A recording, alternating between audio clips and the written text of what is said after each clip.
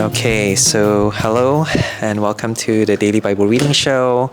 I'm just waiting for traffic to clear up. So in the meantime, I'm going to look at the Bible at Genesis and picking up from chapter 17. Yeah, chapter 17. Okay, so this is the chapter where God tells Abram, gives him a new name, calls him Abraham, and tells him to circumcise his kids and everyone in his family. So, Potong, everybody. And I guess what's one of the questions that we have to deal with in application, should Christians get circumcised, get Potong as well today?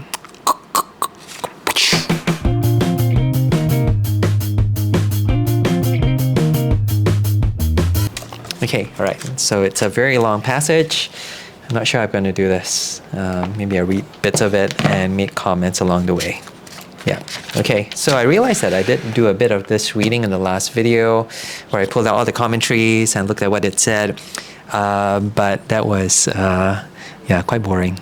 So maybe I tried to go through these verses quicker. I don't know. Yeah, maybe. Okay. Anyway, let's see. Genesis chapter 17. Let's pray. Heavenly Father, please help me to understand this passage and to be able to share it in a way that makes sense, that helps people to understand it for themselves. I pray this in Jesus' name. Amen. Amen.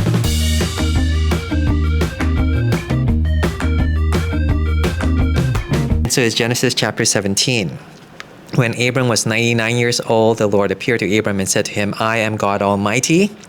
Is it El Shaddai? Yeah, El Shaddai, God Almighty. Walk before me and be blameless, that I may make my covenant between me and you and may multiply you greatly. So Abram, 99 years old, very, very old. God says, boom, I'm Almighty God. Now walk before me in a pure way, in a blameless way, so that I can renew my covenant. So it's almost like a condition for God to give all the promises He's already promised. Well, not like condition. It's kind of like a reminder that, you know what, God is God. You know, He's holy. And to have this relationship with God entails our holiness and purity in our lives as well. And that's the means by which God will bless us, you know, through that relationship with Him. Verse 2, that I may make my covenant between me and you, may multiply you greatly. So a great blessing comes in great numbers that are multiplied. This is a restatement of the Genesis one promise, you know, be fruitful and multiply. God restates this blessing towards Abram. Yeah. So he is going to be this new Adam, this new generation, this new people that will bear God's blessing through multiplication, through growth. Verse 3, then Abram fell on his face. It doesn't say anything, you know, he just worships God. I think, maybe it's just bowled over by God's awesomeness. Oh, he's 99 years old. He's very, very old, and he encounters God. So he falls down, worships God. It's a sign of fear, of reverence before God. And God said to him, behold, my covenant is with you, and you shall be the father of a multitude of nations. No longer shall your name be Abram, but your name shall be Abraham, for I have made you the father of a multitude of nations. So from father to Abraham, not quite sure what that name means, but it has some connection with verse 5, father of a multitude of nations. So it's meant to be a reinforcement of his fatherhood, not just of one family, but many families, not just many families, but many nations. So you think of like Malaysia as a nation comprised of different ethnicities, many nations within this nation. And many countries have different cultures, different nations, different communities. You know, imagine all of them having connection to one father. And that's, in a sense, who Abraham is. From this one man, he's going to give birth to many, many civilizations, put it that way. Father of many great, you know, achievements and richness of cultures. You know, God's going to use him to bless all these very many peoples around the world. Verse 6, I will make you exceedingly fruitful, and I will make you into nations, and kings will come from you. So it's going to be fruitful, they're going to be nations, and they're going to be kings. A lot of Genesis there again, God creating but also blessing the creation. Here God is creating this kind of like new-ish creation through Abraham. And it's going to be peoples and nations, but also kings. They're going to be very accomplished, powerful individuals through Abraham. I think I remember using the example of like Bill Gates. Imagine you're the father of Bill Gates, or the father of Elon Musk, or the father of some great individual who has done great things, kings, CEOs, that kind of thing. Then, it's a reason to be proud, that your sons are accomplishing maybe even more than you, that they've had this significant contribution to society as a whole. Verse 7, and I will establish my covenant between me and you and your offspring after you through their generations for an everlasting covenant to be God to you and to your offspring after you. So this is an extension from Abraham to all his kids. God's going to be their God as well. The covenant to Abraham is going to be the covenant to them as well. So kind of like an extension of the contract. He adds like more signatory lines at the end of the contract. All these other people, all these other sons, they're going to be receiving your promises, receiving your blessings, but also will have to obey the terms of the covenant as well. They will have to walk in ways of purity and blamelessness, of righteousness, the way Abram is called to walk in such a way before God. So verse 8, and I will give to you and your offspring after you the land of your sojournings, all the land of Canaan for an everlasting possession, and I will be their God. So at this point, Abraham is in the land, but he doesn't own any of it. Not a single plot of land. He has lots of possessions, lots of cattle, sheep, and cows, that kind of thing, but he doesn't own a piece of this land that God has promised to him. Well, it turns out the promise is not for him, but for his kids. They're going to receive this land, all of it, as an everlasting possession. So they're going to have a home, whereas Abram is described as a sojourner, as a traveler. They're going to have something that's permanent. They're going to have a home. They're going to have this place that is given to them by God that Abram could only dream of. But I think he's kind of okay with this. Abram wants this for his kids. He doesn't just want it for himself. In fact, it makes it all the more special that it's something that he can share and he can pass on down to the generations. I think that says something about his greatness, of his graciousness, and also his motivation. Why he's holding on to these promises, even though he's so old. Because, it's promises that he can pass down to his children, pass on to others. Then God is his God, but God will be their God as well. There's certain graciousness and motivation that you see in Abram, that you see in people who walk with God by faith. That they realize that God is a generous God, doesn't just want to bless them, wants to bless other people around them as well.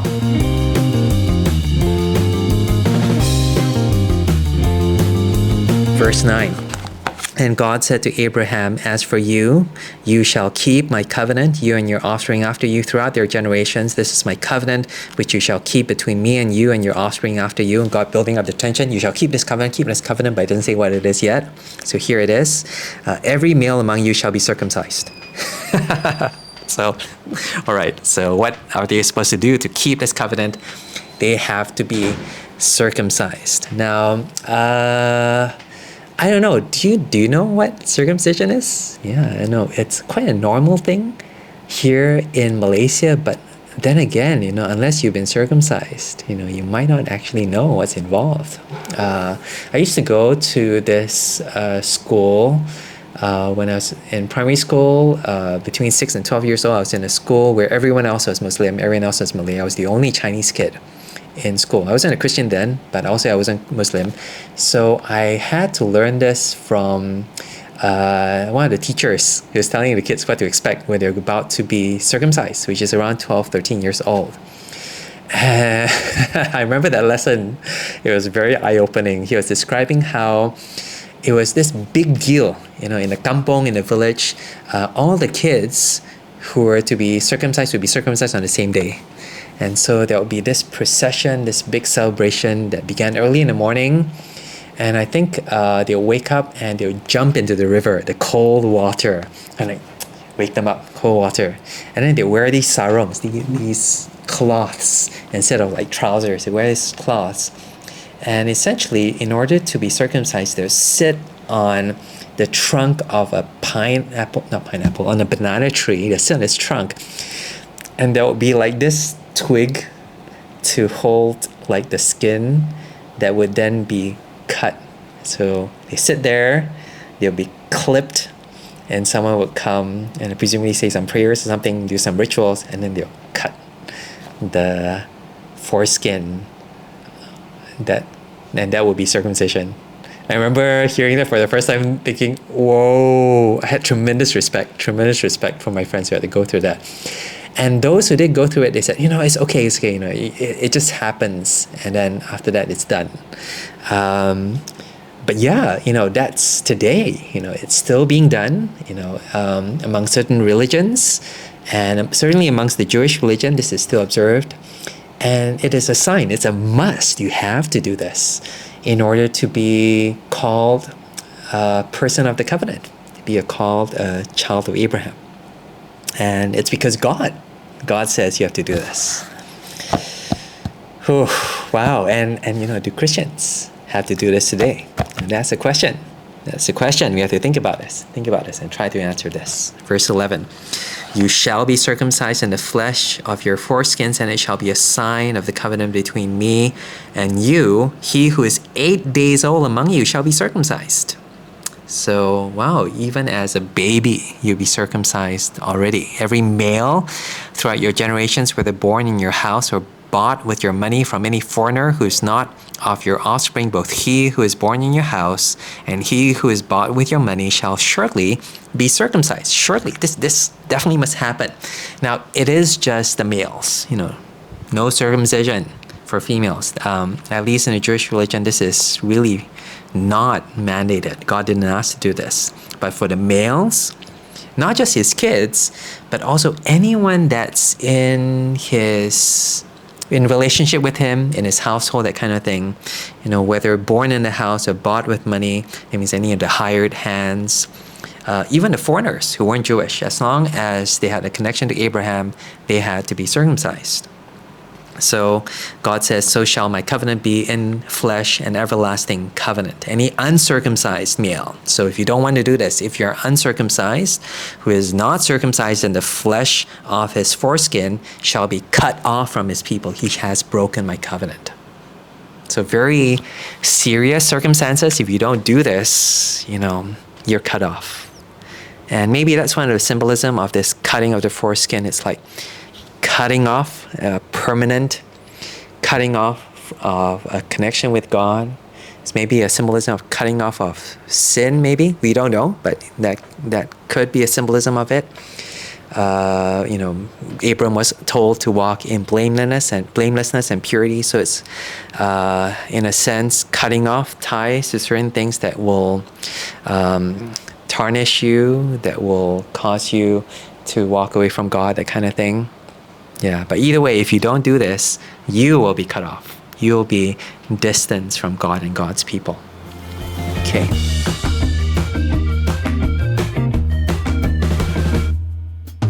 There's more. Verse 15. And God said to Abraham, as for Sarah, your wife, you shall not call her name Sarai, but Sarah shall be her name. So Abraham is Abram's new name. Sarah is Sarai's new name. So both of them have new identities, I guess. I guess that's the point of God giving them a new name. They're not the same people they were before. God has given them a new identity, a new status in relationship with him, that they've received this sign. On one hand, circumcision. On the other hand, it's this new name, this new identity that God gives them. And maybe it's also a sign of ownership, that God is the one who gives them this name. Previously, maybe they chose these names for themselves. Their parents gave them this name, but now God is giving them this new name because they belong to God. Verse 16, I will bless her, and moreover, I'll give you a son by her. I will bless her, and she shall become nations. Kings of people shall come from her. So finally God says, you know what, I'm going to give you a son. In the previous chapters, Abram tried to have a son by his own strategy. He slept with his servant Hagar, had Ishmael, but God said, no, I'm going to give you a son through your wife, Sarah. And to this, verse 17, Abram fell on his face and laughed. That's an interesting reaction. He laughed. He couldn't believe it. He laughed and said to himself, shall a child be born to a man who is 100 years old? Shall Sarah, who is 90 years old, bear a child? So there's this 10-year gap between Abraham and Sarah, but they're both still very old. Geriatrics, and said, what? He laughs, it's so ridiculous. He laughs before God. That's a very brave thing to do, to not believe that God can do this. But it shows that even to Abraham, who received this promise, it was something that was very unusual, very fantastic, that he had a hard time accepting. And so he laughed. And Abram said to God, verse 18, oh, that Ishmael might live before you. God said, no, but Sarah your wife shall bear you a son, and you shall call his name Isaac. And I think Isaac has something to do with laughter. Yeah, Isaac, my footnote says, Isaac means he laughs. So the son that Abram will eventually have is going to remind Abram of the day that he laughed before God. That he thought it was too crazy, I guess. But also maybe, laughter with joy. A sign of how this joy is something that's beyond his imagination, and didn't expect that God could do this amazing thing. Give me a son in my old age. That kind of surprise, that kind of joy that is unanticipated, that that's just so gracious of God to make it happen in this miraculous way. Verse 19, I will establish my covenant with him as an everlasting covenant for his offspring after him. As for Ishmael, I've heard you. Behold, I blessed him and will make him fruitful and multiply him greatly. So there's Ishmael, there's Isaac, and God says he'll bless both of them, but differently. The line of Abraham's blessing will go through Isaac, not Ishmael. God will bless Ishmael as well. He'll be a great nation. But the blessings will pass down to Isaac and down through Isaac alone to Isaac's kids and not Ishmael. He shall father 12 princes, talking about Ishmael, and I will make him into a great nation. But, verse 21, but I will establish my covenant with Isaac, whom Sarah shall bear to you at this time next year. So there's like a time frame. God's going to make this happen in a year. It's very long, but not very long. Can mark it in a calendar. At this point of time next year, God's going to give me a son. Abram can actually look forward to this. Verse 22, when he had finished talking with him, God went up from Abraham. Then Abraham took Ishmael his son and all those born in his house or bought with his money, every male among the men of Abraham's house, and he circumcised the flesh of their foreskins that very day, as God had said to him. Abraham was 99 years old when he was circumcised in the flesh of his foreskin, and Ishmael his son was 13 years old, teenager, quite old by now. It means the time frame between chapter 16 and 17, 13 years, a lot of time had passed before Abram met God again. He was just waiting and waiting and waiting, and then God showed up and said, get circumcised. And he did it. Abraham was 99 years old. Ishmael was 13 years old. Verse 26, that very day Abraham and his son Ishmael were circumcised, and all the men of his house, those born in the house and those bought with money from the foreigner, were circumcised with him, symbolizing obedience. Abraham did exactly as God asked him.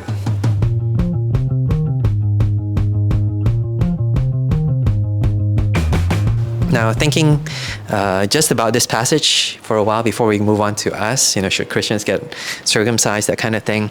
I think we see here Abraham's hesitance, but also obedience. He is hesitant. He does laugh. He just thinks it's ridiculous, and he does question God. But at the end of the day, after, expressing his doubts and laughing and, having that moment of disbelief, he still carries on in belief. He still carries on in obedience. And this resulted in the circumcision of a 99-year-old man, but also everyone in his household. So obedience meant for Abraham the obedience of everyone around him. And I think, what do we learn from this? I don't know, I'm thinking aloud. I think it shows that there's a kind of spillover relationship.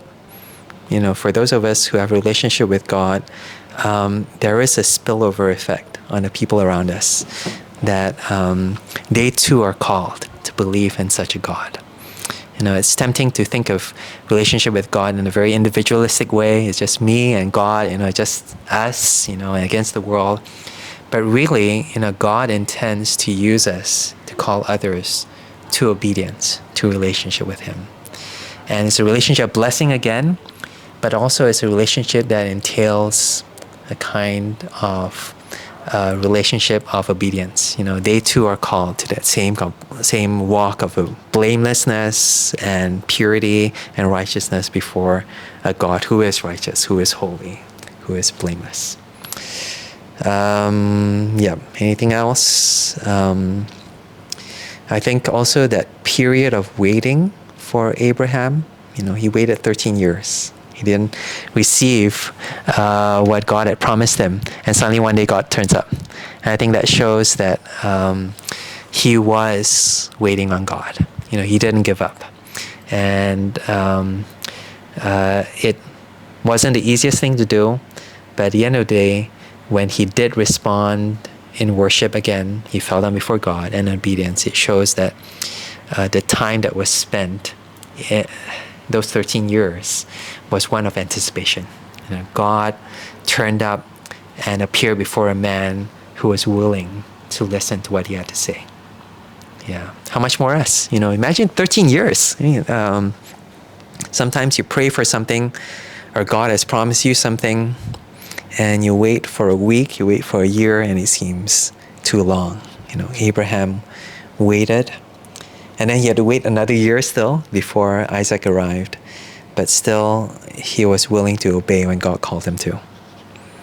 And I guess the waiting is maybe for our benefit, I guess, is to help us to realize that, God is God irrespective of our time frames, that God is more than able to work through long periods of time. Sometimes we don't see that change. Sometimes we are in a hurry. But God isn't, and God sometimes is able to show His grace and His power and His blessing all the more when, when it isn't done in a hurry, I guess. Yeah, I don't know. Yeah. Yeah.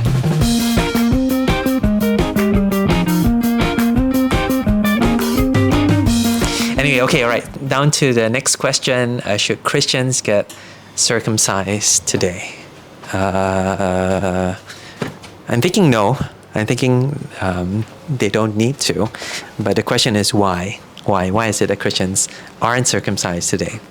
And I think there's a passage in Romans chapter 2 that deals with this. Okay, Romans chapter 2. Here we go. Where does it talk about circumcision? Okay, all right. Verse 25 of chapter 2. For circumcision indeed is of value if you obey the law. But if you break the law, your circumcision becomes uncircumcision. So circumcision here, speaking to Jews, I think that's who Romans 2 is speaking to initially, is a very good thing. And especially for those who are obeying the covenant that God gave to Abraham. So if you want to be circumcised, and especially if you're a Jew, it actually is a good thing, I think what Romans 2 is saying. Because you want to obey the law, and you want to obey God. But he also says, if you don't obey the law and you are circumcised, if you don't obey God and say you're baptized, it says it has no value, because the point of circumcision is to show obedience before God, to show this relationship. And if you do this thing, but in your heart and in your life you do not obey God, no point. I think that's what he's saying. Verse 26, so if a man who is uncircumcised keeps the precepts of the law, will not his uncircumcision be regarded as circumcision? So here it's talking about the Gentile, non-Jew, maybe the Chinese non-Jew, who is a Christian. If you obey the law, your obedience is counted as circumcision. Yeah, don't need the potong. Then he who is physically uncircumcised but keeps the law will condemn you who have the written code and circumcision but break the law. Now this is an interesting comparison, again, because circumcision is a visible mark. Don't ask me how visible it is. How are you going to show me circumcision? But it's something that is physical, that can be observed under certain conditions. But it's saying that, the person who doesn't have this mark but obeys God, who has a relationship with God, will condemn the person who has the mark. So again, using the example of baptism, or maybe church membership, or Bible study. Knows the Bible really, really well. Says you read through the Bible, done all kinds of Bible study, leading, that kind of thing, or maybe leading worship, but then your lives aren't reflective of that obedience before God. You will be condemned by the person who doesn't have all these marks of circumcision, of maybe connection, of having the right, membership. But they obey God. They will condemn you because you are a hypocrite, I guess. Verse 28, for no one is a Jew who is merely one outwardly, nor is circumcision outward and physical, but a Jew is one inwardly, and circumcision is a matter of the heart, by the Spirit, not by the letter. His praise is not from man, but from God. So here is a very interesting definition of a Jew, that a Jew is one inwardly. Verse 29, a Jew is one inwardly, and circumcision is circumcision of the heart. Where's the heart? Yeah, the heart, over here. And so circumcision is mandated, but it's circumcision of the heart, meaning obedience, meaning a kind of, putting off a sin that happens at the level of our affections, I guess. Kind of obedience that isn't just ceremonial, isn't just outward, isn't just visible, but happens at the level of wants and desires. I want to obey God. I want to love God. I want to love His Word. I want to live it out in a way that really pleases Him. That makes you a person of the covenant. And yeah, does that answer the question? I think in a sense, yes, we don't need to be circumcised, but also yes, we must be circumcised in our hearts, in our lives before God, to show that we really are walking in His ways, really do know Him, and really are aiming to please Him with our lives. And so I guess the question at the end of the day is not, are you circumcised or not, but is your life one that is pleasing before God? And by that, it's not just talking about obeying all the rules or doing all the Bible studies, but really knowing that Christ, was in a sense circumcised on our behalf. The idea of circumcision is cutting off again. Christ, I think, on the cross bore the ultimate mark of that cutting off, of that dying to our sin. He physically took on our condemnation of sin, and spiritually as well.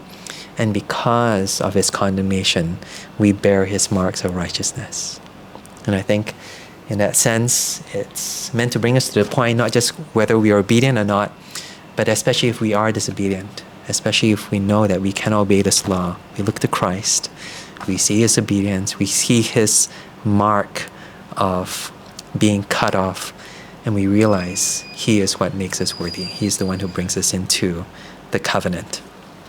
Yep. Okay. All right. very embarrassing. You know, every time someone passes by the door, I get very conscious. I still do. Yeah. But yeah, so that's Genesis chapter 17. A very Cheonghei look at the chapter. But yeah, I'm just waiting for the traffic to clear before I go home and have dinner. Yeah. But yeah, thank you so much for watching. This has been the Daily Bible Reading Show looking at Genesis chapter 17 and Romans chapter 2. Hopefully answering the question, should Christians be circumcised? And the answer is yes, in the heart and on the cross through the Lord Jesus Christ. Heavenly Father, thank you for this reminder that you include us in the covenant, and you do this through Christ, and you do this through His obedience, but also through ours, through that faith expression by trusting in Him, by holding on to Him, and therefore receiving from Him the blessings of the covenant. We thank you and praise you in His name. Amen. Amen. Yep. Yeah, bye.